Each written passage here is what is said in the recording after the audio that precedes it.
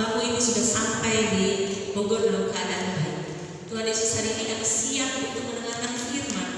Kiranya firman boleh ada di dalam hati kami. Jadikan kami tanah yang subur, Tuhan, sehingga firman boleh bertumbuh di dalam hati kami.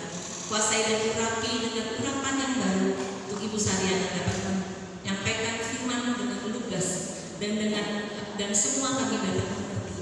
Terima kasih Bapak. Terima kasih Roh Kudus, di dalam nama kami serahkan doa dan ucapan syukur kami.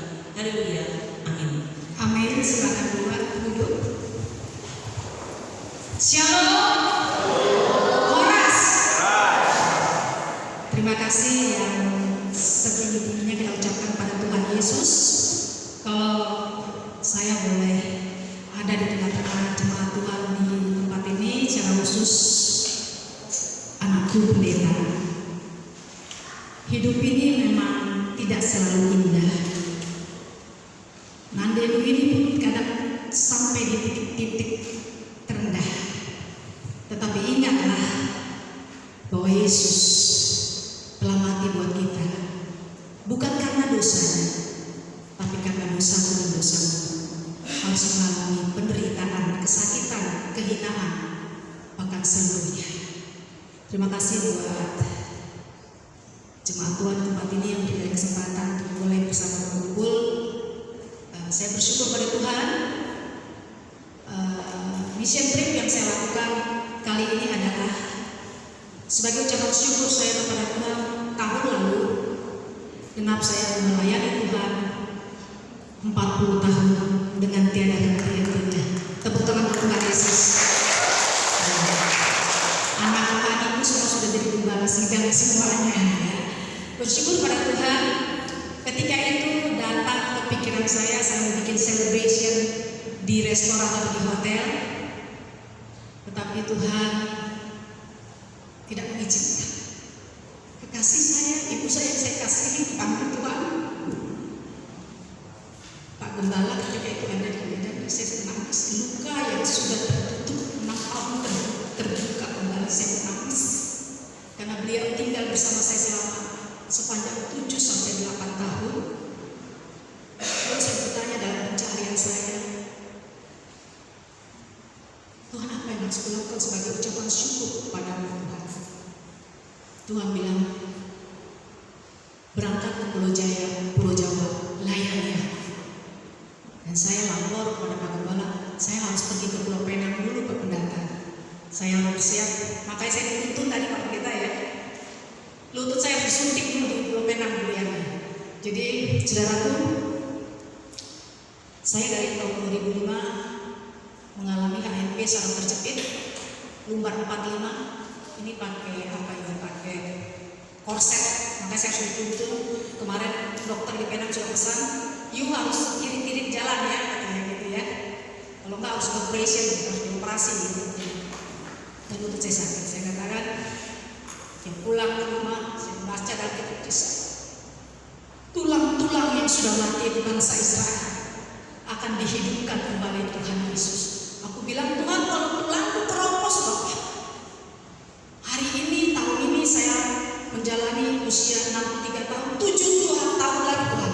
Aku akan berpacu dengan waktu untuk melayani Tuhan. Anakku jangan kalah sama Nandi ya. Jadi mamaku yang udah tua ini aja mau terus maju jalan.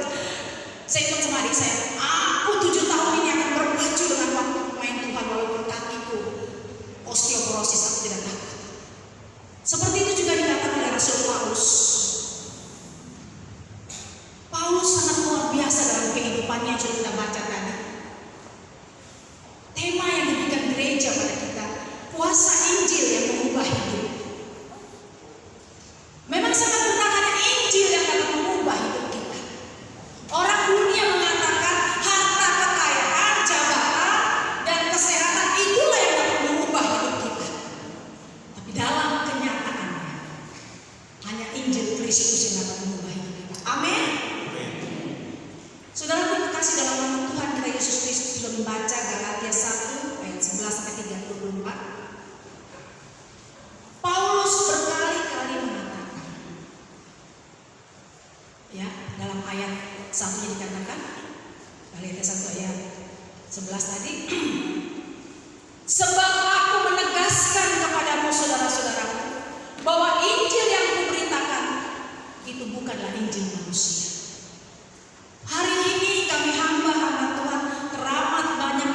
jasa pelayanan, seperti menjual suatu produk dengan segala macam ramuan-ramuan.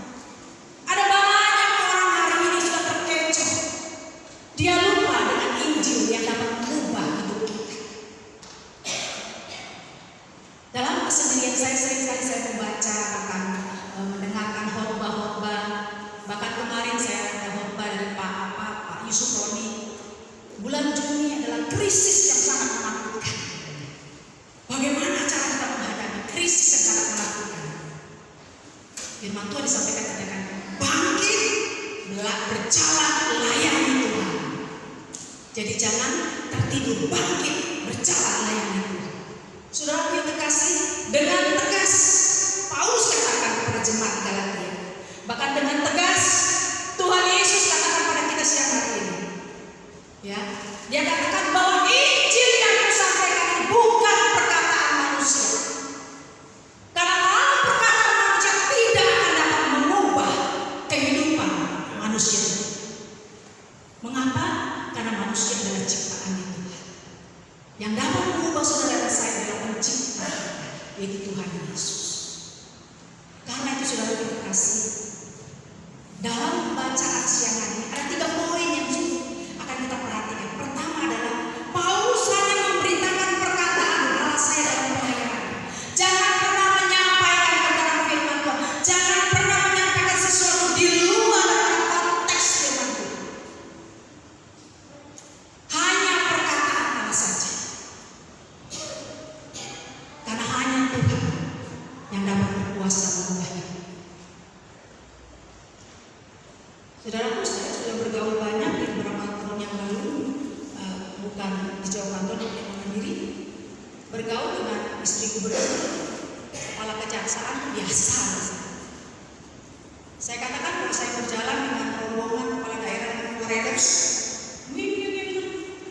tidak ada kebanggaan di hati saya. Tapi ketika saya berjalan, anak saya Pak Pendeta, kami pelayanan dengan Pak Dotoni ya, dengan rombongan, ada satu kebanggaan yang luar biasa. Mengapa? Karena kita akan menyampaikan Injil yang dapat mengubah hati, perangai, dan hidup anak manusia. Karena itu saudara terkasih, ibu-ibu, mari kita mulai. Kita berjumpa dengan teman-teman, kita bertemu dengan pergaulan kita. Mulailah belajar menyampaikan tentang Injil. Jangan takut dikatakan orang Kristen. Jangan takut dikatakan, wah aku harus suci, harus kudus. Jangan. Adik saya, cerita dan kakak saya, mereka saksi hidup buat saya. Saya selalu berkata, jangan begini firman Tuhan. Lalu mereka kadang-kadang marah sama saya. Dia mengatakan, oh kakak itu sekali lah, gini. Kenapa? Karena saya tahu hanya Injil yang dapat mengubah. Tidak ada satu orang pun dapat mengubah hatiku dan aku. Tapi Injil Tuhan yang dapat mengubah. Itulah yang dikatakan Paulus. Mengapa Injil dapat mengubah hati manusia? Karena Injil itu adalah firman Allah yang hidup. Yohanes 1:1 katakan, apa? Pada mulanya adalah firman, dan firman itu adalah Allah sendiri, dan firman itu bersama dengan Allah. Saudara terkasih, mengapa Injil berkuasa? Karena Injil itu adalah Allah sendiri yang menciptakan saudara dan saya. Siapapun tidak akan dapat mengubah saya, mengubah siapapun. Maka saya katakan kepada anak saya Priska,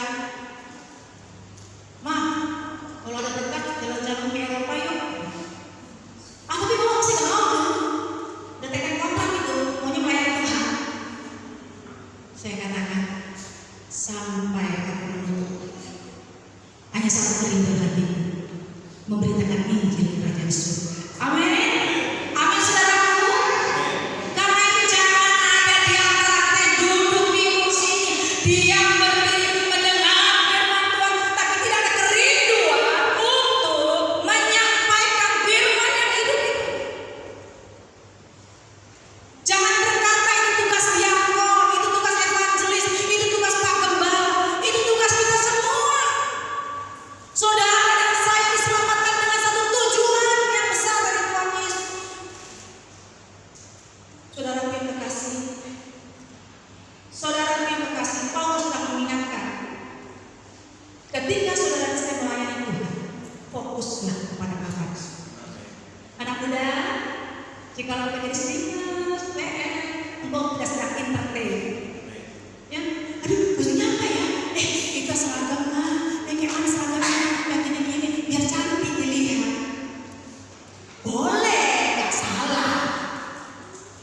Ya kan Pak, yang kita memberkati ya saya pakai ulos kan, supaya Anda tahu bahwa saya dari Sumatera Utara.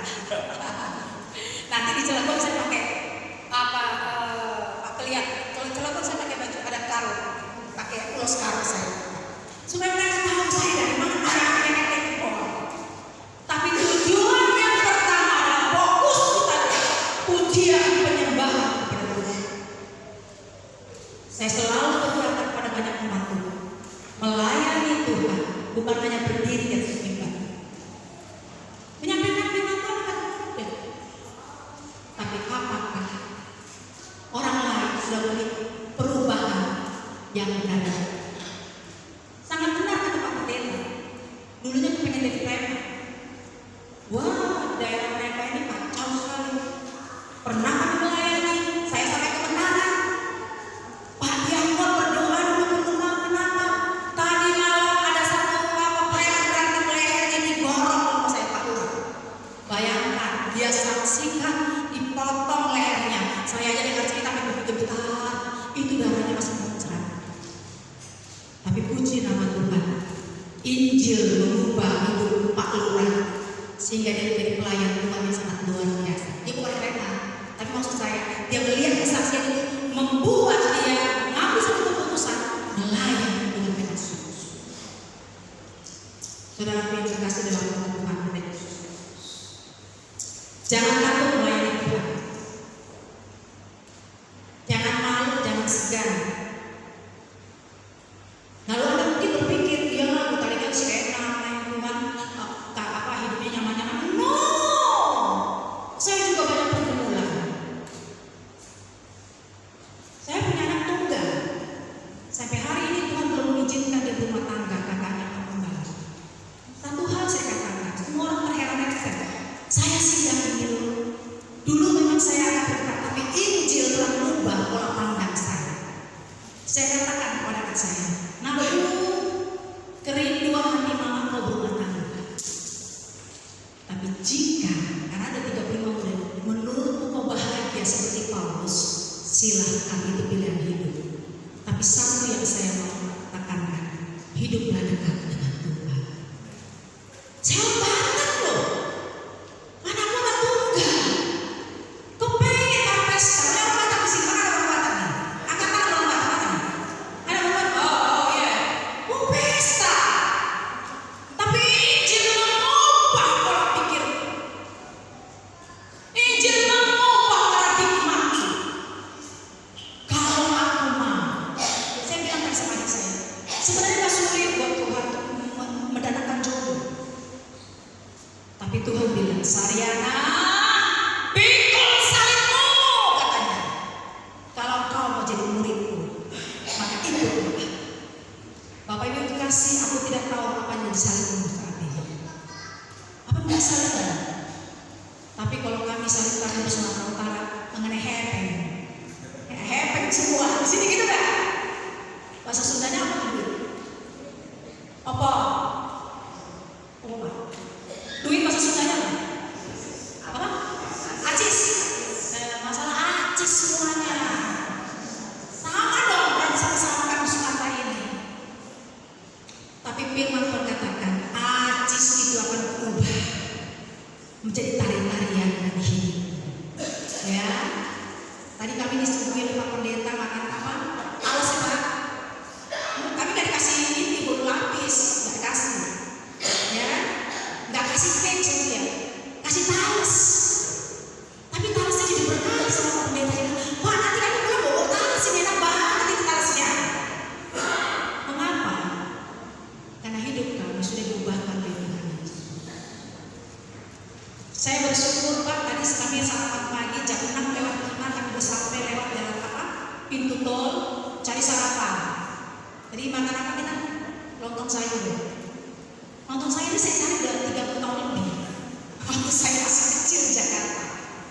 Dapatnya kok di Bogor. Berapa kali ke Jakarta deh, gak dapat deh. Di Bogor dapatnya di depan hotel Diana.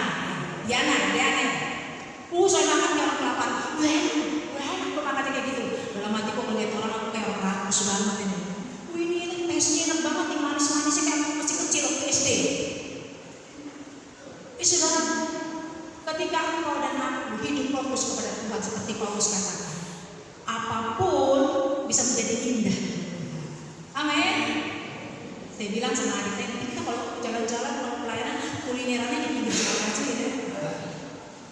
Kalau dulu sombong banget, maunya restoran, ya kan? Yang enak-enak, tapi aja pinggir jalan aja nih. Mengapa? Yang ada di hatiku, yang ada di otakku Pak Pendeta. Yang ada di otakku Pak melihat hari ini saya bantu kalau kesalahan, tolong orang susah. Daripada waktu makan di restoran 1 juta, berapa goni beras bisa kubagi? Amin. Semua ini bisa terjadi karena Injil Tuhan yang hidup, yang mengubah hati saya. Anak saya jadi saksi, anak pendeta saya, Bapak Gembala jadi saksi hidup saya. Ya, kalau saya dan Pak Diakon di dinas, semua beri hormat. Tapi kalau sudah masuk ke ladang penginjilan, jadi hambanya Tuhan, jadi keset kaki Tuhan dipijak-pijak untuk kemuliaan nama Tuhan. Jadi kalau Pak Gembala kita bikin program, bikin rencana, ayo semua jemaat Tuhan di Gereja Baptis Pabaton, bertahun-tahun kita mengambil program itu. Saya katakan selalu kepada anak-anak Tuhan yang muda, anak youth care, ini produknya youth care, anak muda yang luar biasa, ambil proyek surgawi itu, tangkap proyek surgawi itu, kerjakan dengan pertolongan Tuhan. Dan Bapak Pendeta kita menangkap proyek surgawi itu sehingga dia bisa sampai di kota Bogor. Dan hal yang kedua, poin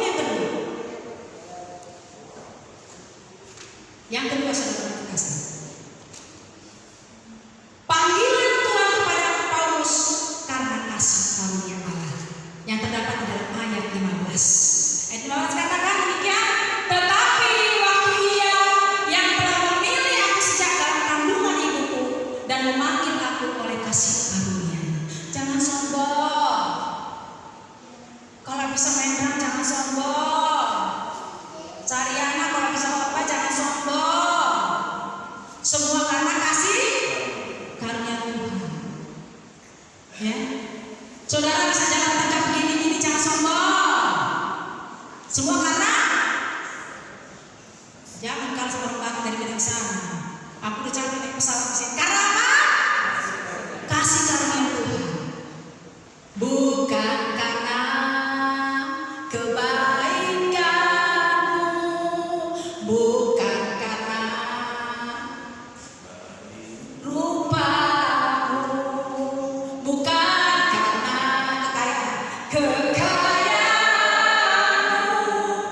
kau dipilih, kau dipanggilnya, semua karena kasih karunia. Jangan ada sombong. Kau sekarang punya mobil roda 6. Roda 6 atau roda berapa? Roda 4 ya? Jangan sombong. Jadi saudaraku yang kekasih, saudara dan saya ada di tempat ini karena Tuhan sudah memilih kita dari kandungan ibu kita yang saat ini sudah tidak hadir, mungkin yang tidak hadir ya. Mamaku sudah tidak hadir lagi. Tuhan sudah memilih kita karena itu hargai pilihan Tuhan itu. Hormati pilihan Tuhan itu. Jangan sia-siakan. Ada banyak saya mengenal orang yang hidupnya wow, mengerikan. Pada akhirnya dia berkata pada saya, Bu Tarika, jalur yang kau pilih ini juga yang benar. Sesama kami inilah istri pejabat, yang ini juga yang benar. Kalau dulu kami dihina-hina, kau seperti pendeta aja kalian ini. Lalu almarhum dia kan bilang gini deh, baguslah seperti pendeta dan seperti preman, ya kan? Jadi saudara yang kekasih, adikku yang cantik dari sini berdiri, kau sudah dipilih dari kandungan ibu untuk menjadi mereka karena kasih Tuhan. Amin. Si Joyla juga. Aku mau bilang Joyla dipilih sama Tuhan dari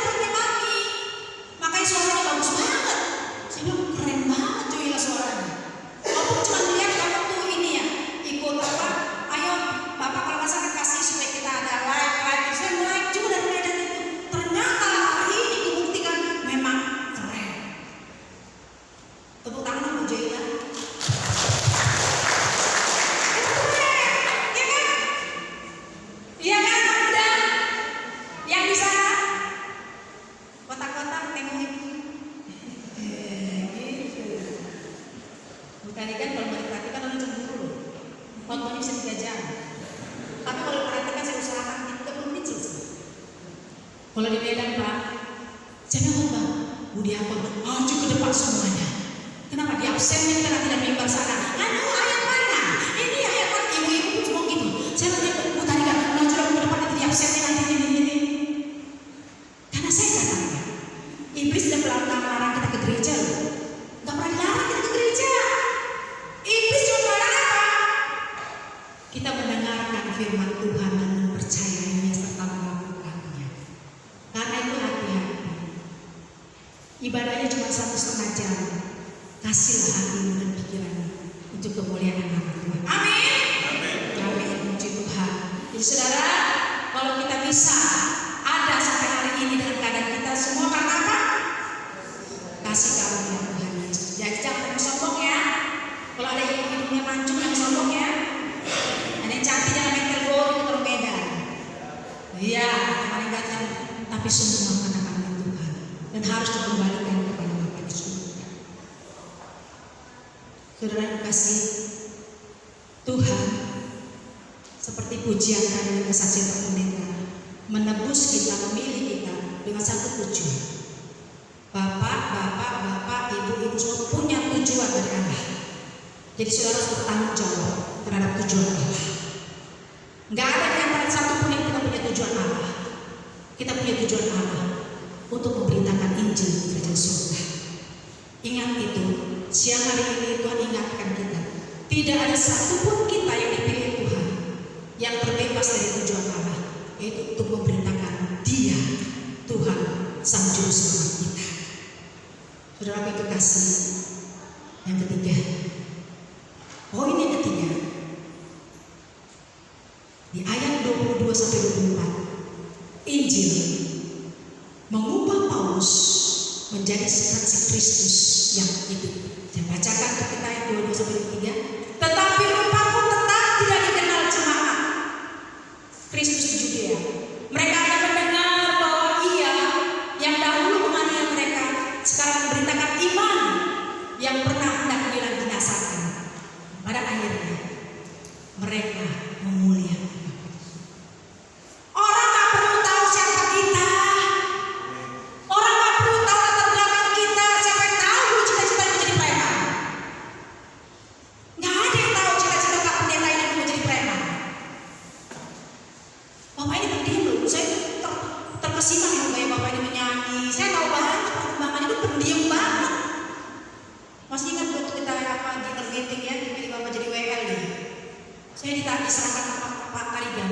Ayo kita yang ngurusin yang kalau soal ini berdoa saya siapa? Oh iya kan, kastasi tak mau jadi WL. Mana dia pendiam? Di meeting itu pengusaha semua yang hadir ya. Pengusaha semua yang hadir kita buat di restoran bintang 5. Tapi luar biasa orang Tuhan. Dari situ mulai terlihat bahwa memang dia sudah sekolah di SDT. Sudah terlihat bahwa dia akan dipanggil Tuhan menjadi alat yang luar biasa. Saudara, biarlah kalau Paulus yang dulunya menjadi pembunuh, orang bengis, berubah menjadi orang yang membawa jiwa-jiwa kepada Tuhan. Dan kita tidak perlu membanggakan diri kita, tapi orang akan berkata, kalau kata nama Tuhan dimuliakan, terpujilah, dan orang akan berkata, kebanggaan saya sekarang saya ingin sampaikan, saya tidak pernah bangga menjadi mantan istri seorang pejabat, tapi saya bangga anakku. Selamat datang Ibu Rohani Penabur Suci. Saya baca yang nangis. Menjadi Ibu Rohani, kebanggaan.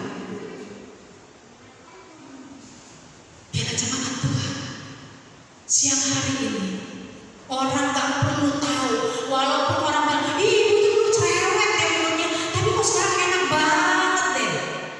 Kalau ketemu sama ibu tuh, kalau Bu Riana terkenal terus senyum ketawa kalau kami di BBI. Bu Royo, kami tuh ada grup tuh sama ibu ini nih, grup-grup ini nih. Kadang-kadang kami bilang kami grup apa, gecor hari itu, tapi kami memberkati banyak ibu-ibu ada kumpul nasional. Jangan ketika kita datang kita menjadi troublemaker. Udah datang dia semua mohon hari ini, jangan. Tapi biarlah kehadiran kita seperti Paulus selalu dirindukan orang. Lewat kesaksian hidup kita, nama Tuhan ditinggikan dan dimuliakan. Injil yang hidup, firman Tuhan yang hidup akan mengubah hidup saudara dan saya menjadi kitab yang terbuka yang akan dibaca oleh sesama. Saya mohon Timus naik ke depan. Saudara yang kasih, mari kita belajar dari firman Tuhan. 3 poin ini.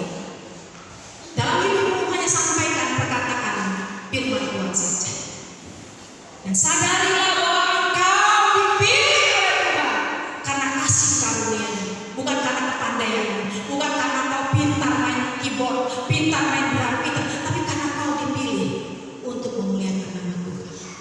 Dan biarlah hidupmu akan membuat banyak orang memuliakan nama Tuhan. Jemaat Tuhan, saya undang untuk menutup firman Tuhan ini, kita menaikkan satu pujian. Nyatakan Yesus dalam hidup. Mari kita menyatakan Yesus dalam hidup kita. Jika orang berkata dan memuliakan Tuhan, Tuhan, glory to God, terpujilah nama-Mu Bapa. Engkau Allah yang besar, yang sudah memilih aku dari lumpur dosa, yang sudah mengangkat aku sehingga aku berharga di mata-Mu. Dan lewat kehidupanku ada banyak jiwa-jiwa yang akan diangkat bagi kemuliaan Tuhan. Mari naikkan pujian ini dengan segenap hati, agar ikut gaya orang Medan ya, bergelora. Nyatakan Yesus dalam hidupmu kita terbuka.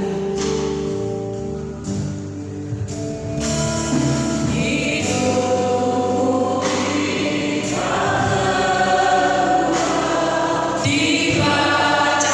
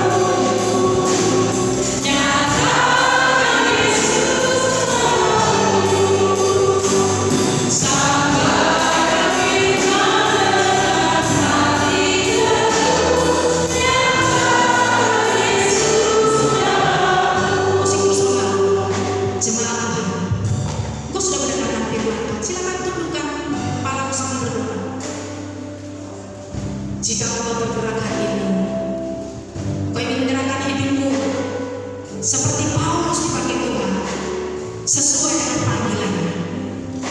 Angkat tanganmu ke atas, katakan, ini aku Tuhan, utus aku Bapa. Silakan kau rindu melayani Tuhan, angkat kedua tanganmu ke atas. Jangan takut-takut, jangan malu-malu untuk karismatik, bukan. Anak Tuhan harus berani menyatakan imannya kepada Tuhan. Katakan pada Tuhan, ini aku Bapa, pakai aku Tuhan.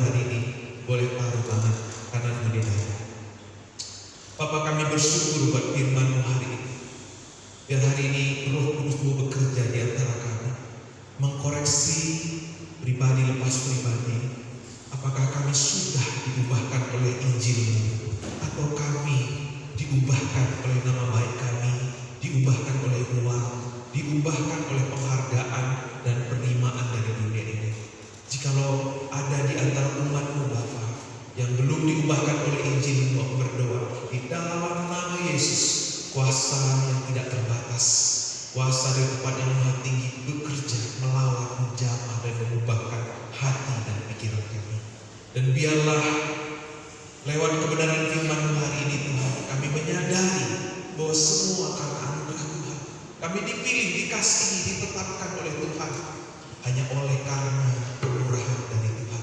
Sejak dari dalam kandungan ibu kami, sejak kami dari belum lahir ke dunia, Tuhan sudah menetapkan kami karena kasih karunia Tuhan.